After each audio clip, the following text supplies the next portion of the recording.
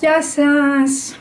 Σήμερα είπαμε να σας δείξουμε λίγο πώς κόβουμε. Πάρα πολύ βασικό κομμάτι. Είναι ένα σημείο που πολλοί κόσμος το φοβάται, το ξέρω ότι το φοβάται, αλλά θέλω να σας πω ότι το μόνο για το οποίο πρέπει να φοβόσαστε είναι το να μην κοπείτε, τίποτα άλλο. Δηλαδή όλα τα άλλα θα πούμε πώς γίνονται. Θέλω όμως να δίνετε, να προσέχετε πάρα πολύ στο πώς χειρίζεστε τον κόφτη σας. Αυτός είναι ένας κόφτης 45 κανονικός, απλά το χρώμα είναι διαφορετικό.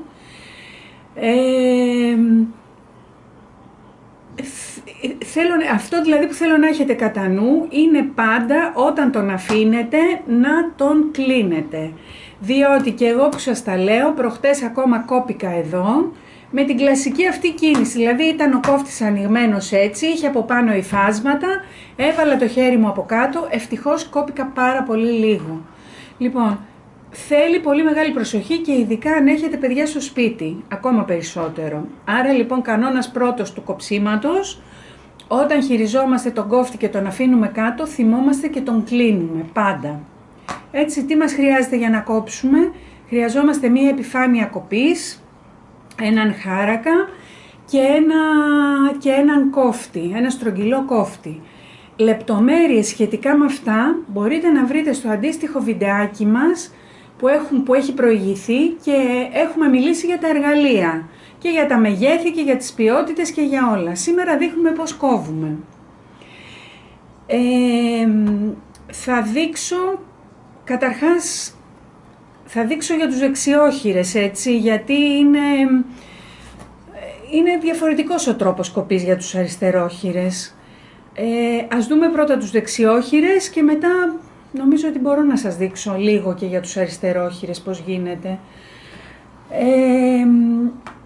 Οι κόφτες είναι οι ίδιοι, μία εταιρεία μόνο έχει διαφορετικό όχι διαφορετικό, έχει ένα κόφτη ο οποίος είναι και αλλάζεις κάτι και είναι και για αριστερόχειρες και δεξιόχειρες. Οι περισσότεροι κόφτες είναι κοινοί, νομίζω δεν έχουν. Βλέπετε ότι είναι τελείως συμμετρικοί, δεν έχουν καμία διαφορά, μπορούν δηλαδή να χρησιμοποιηθούν και με το αριστερό και με το δεξί. Λοιπόν, πρώτα πώς κρατάμε. Σηκώνομαι όμως, γιατί εγώ μία φορά που έχω κοπεί σοβαρά, έχω κοπεί όταν καθόμουν και έκοβα. Μην κοιτάτε που το μαγικό μου χέρι τα κόβει όλα καθιστό. Λοιπόν, στάση σώματος πρώτα απ' όλα. Κρατάμε τον κόφτη όπως κρατάμε τον κόφτη όπως κρατάμε το μαχαίρι για να κόψουμε το κρέας, ας πούμε, έτσι. Λοιπόν, τον κρατάμε έτσι. Η κλίση που έχει το χέρι μας είναι στις 45 μοίρες. Δεν είναι ούτε έτσι, γιατί βρίσκει το πλαστικό από κάτω, αλλά ούτε και έτσι, γιατί κουράζεται εδώ πάνω ο τένοντας, έτσι. Είναι η φυσική, δηλαδή όταν πας και ακουμπήσεις το χέρι σου έτσι, είναι η φυσική κλίση που έχει σε σχέση με την επιφάνεια κοπής.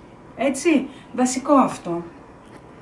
Ένα πράγμα που επίσης θα θυμόσαστε ότι δεν κάνουμε ποτέ, είναι ότι δεν κάνουμε ποτέ έτσι, μπρος πίσω, μπρος πίσω.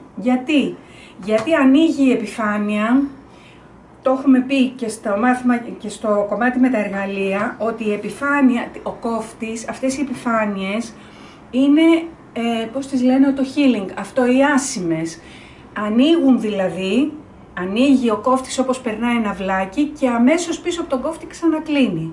Εάν κάνουμε έτσι αυτή την κίνηση συνέχεια, αυτά τα θρυψαλίδια που βγαίνουν από το ύφασμα, τα χνουδάκια, είναι πολλά και προλαβαίνουν και μπαίνουν μέσα και δεν το αφήνουν να κλείσει.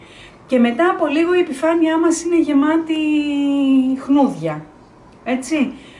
Εάν σας τύχει, που μπορεί να μαζευτούν χνούδια όταν κόβουμε μια βάτα, θα πάρετε, όπως έχουμε πει, μία γόμα και θα τα καθαρίσετε, μία γόμα άσπρη.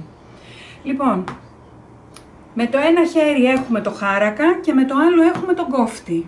Χρειαζόμαστε και κάτι να κόψουμε. Λοιπόν, έχουμε δύο περιπτώσεις. Μάλλον θα σας δείξω πρώτα πώς καθαρίζουμε τις άκρες και μετά θα μιλήσουμε αμιγώς για το κόψιμο. Έστω ότι έχω αυτό εδώ το πανί που έχει αυτή τη στραβιά άκρη. Το ίδιο θα κάνω και αν έχω και μια ούγια που θέλω να καθαρίσω. Εάν ξέρω ότι αυτή η μεριά μου είναι ίσια, την ευθυγραμμίζω, γιατί πρέπει να πάρω κάπως μια ευθεία, έτσι. Την ευθυγραμμίζω με μια μεριά του χάρακα, της επιφάνειας ή απλώς βάζω το χάρακά μου επάνω,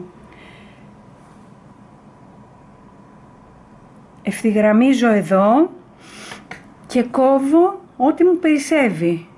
Εάν έχω ευθυγραμμίσει με την επιφάνεια, μπορώ να κρατήσω μία γραμμή του χάρακα, της επιφάνειας, να ακολουθήσω μία γραμμή της επιφάνειας. Αλλά μπορώ να κάνω και αυτό, να μην ακολουθήσω την επιφάνεια. Αν ξέρω ότι αυτή η μεριά μου είναι ίσια, βάζω τη γραμμή του χάρακα εδώ και κάνω αυτό το πράγμα.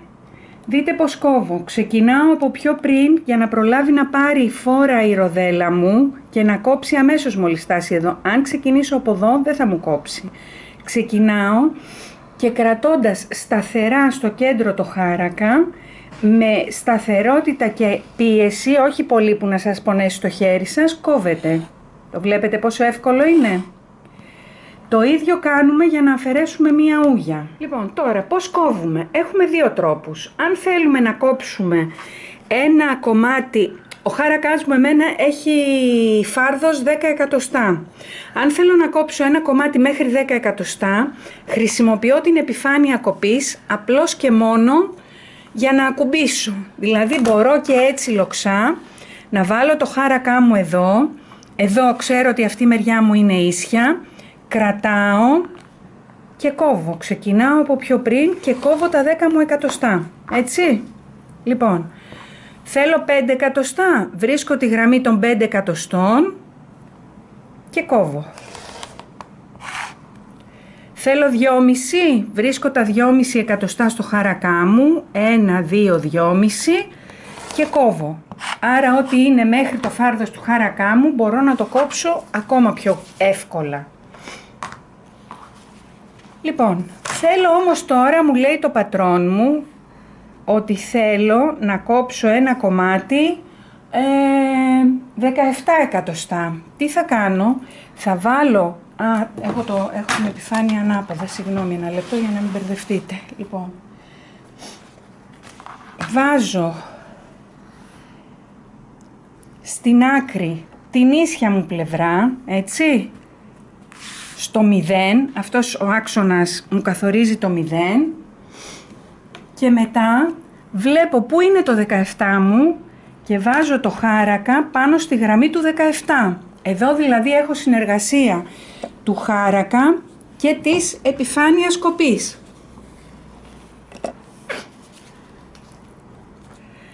Και κόβω με τον ίδιο τρόπο.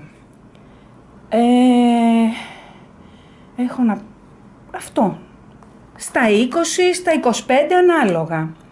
Μερικές φορές αν θέλουμε να κόψουμε ας πούμε λωρίδες των 5 εκατοστών, μας συμφέρει τι να κάνουμε. Είναι καλύτερα μάλλον τι να κάνουμε. Άμα ξέρω ότι θέλω να κόψω 4 λωρίδες των 5 εκατοστών, είναι καλύτερα να ξεκινήσω να κόψω το 20, θα σας πω για ποιο λόγο.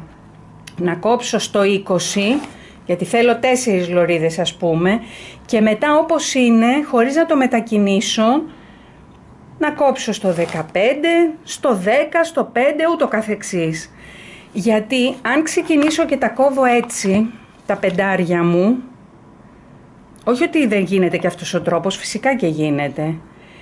Αυτό εδώ το κομμάτι δεν το πατάει ο χάρακας και μπορεί να μου κουνηθεί, άρα πρέπει να το ξαναταχτοποιήσω μετά. Ενώ έτσι, πηγαίνοντας προς τα πίσω, αυτό το κομμάτι μένει πάντα ταχτοποιημένο.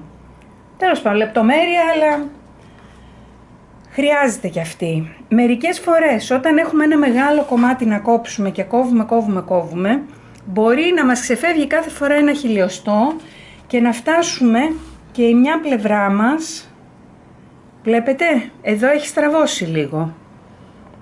Τι θα κάνουμε στην περίπτωση αυτή? Θα το γυρίσουμε πάλι από αριστερά, από τη δεξιά μεριά για τους δεξιόχειρες, και θα το ισιώσουμε με τον ίδιο τρόπο που σας έδειξα στην αρχή, που κόψαμε την ούγια μας ή που ισιώσαμε. Αυτός είναι ο τρόπος που ισιώνουμε. Αυτές γενικά είναι οι οδηγίες για το κόψιμο. Χρειάζεται μία σταθερή πίεση, ούτε μεγάλη ούτε μικρή, δηλαδή ούτε τόσο μικρή ώστε να μην κόβει, ούτε τόσο μεγάλη που να σας πονάει το χέρι σας. Και είναι και θέμα εξάσκησης. Λοιπόν, τώρα Πώς κόβουν οι αριστερόχειρες? Με τον άλλο τρόπο. Έτσι, κρατάτε με το αριστερό χέρι, από την αντίθετη μεριά μάλλον. Πώς καθαρίζουμε? Καθαρίζουμε από την αριστερή μεριά. Δηλαδή, αυτό το κομμάτι, πες ότι είναι στραβό, βάζω εδώ τη γραμμή μου και με τον ίδιο τρόπο ισχύουν όλα όσα είπαμε, κόβουμε από την αριστερή μεριά του χάρακα. Έτσι, ενώ πριν κόβαμε πάντα από τη δεξιά, οι δεξιόχειρες από τη δεξιά, οι αριστερόχειρες από την αριστερή. Επίσης, τι κάνουμε? Βάζουμε πάλι στο 0, βάζουμε το χάρακά μας στο 11 ας πούμε, αν θέλει ένας αριστερόχειρας να κόψει, αλλά τον βάζουμε από αυτή τη μεριά, ενώ οι δεξιόχειρες τον έχουν έτσι και κόβουν με το δεξί χέρι, οι αριστερόχειρες τον έχουν έτσι και κόβουν με το αριστερό, με τον ίδιο τρόπο. Εντάξει? Λοιπόν, όταν σας κάνει αυτό το πράγμα, ευκαιρία που έγινε, δεν θα σηκώνετε το χάρακα αν δεν σιγουρευτείτε ότι έχει κοπεί τελείως το κομμάτι σας. Θα ξαναπερνάτε από την αρχή μέχρι το τέλος στο ίδιο σημείο και κόπηκε. Μια χαρά. Λοιπόν, νομίζω τα είπαμε λίγο πολύ. Δεν χρειάζεται να το φοβόσαστε το κόψιμο. Ξέρω ότι δηλαδή στην Αμερική ας πούμε αρχίσανε και πουλάνε και λωρίδες επειδή κάποια στιγμή, επειδή υπήρχε μια μεγάλη μερίδα του κόσμου που φοβόταν το κόψιμο. Μην το φοβόσαστε, εγώ το λατρεύω δηλαδή το κόψιμο, γι' αυτό το λέω ίσως. Σκεφτείτε ότι το πολύ πολύ που θα κάνετε θα πετάξετε λίγο ύφασμα και για να μην πετάξετε φυσικά το καλό σας ύφασμα θα πάρετε ένα σεντόνι παλιό και θα αρχίσετε να κόβετε χιλιόμετρα, να βάζετε ασκήσεις στον εαυτό σας. Δηλαδή σήμερα θα κόψω λωρίδες, τώρα θα κόψω λωρίδες 2 εκατοστά, μετά θα κόψω 3,5, μετά θα κόψω 5, μετά 15 για να δω πώς γίνεται και το φαρδί, έτσι, ή μάλλον πρώτα τις 15 και μετά τις 5. Σιγά σιγά με την άσκηση θα το κατακτήσετε και αυτό. Μην το φοβόσαστε καθόλου. Γεια σας από μένα.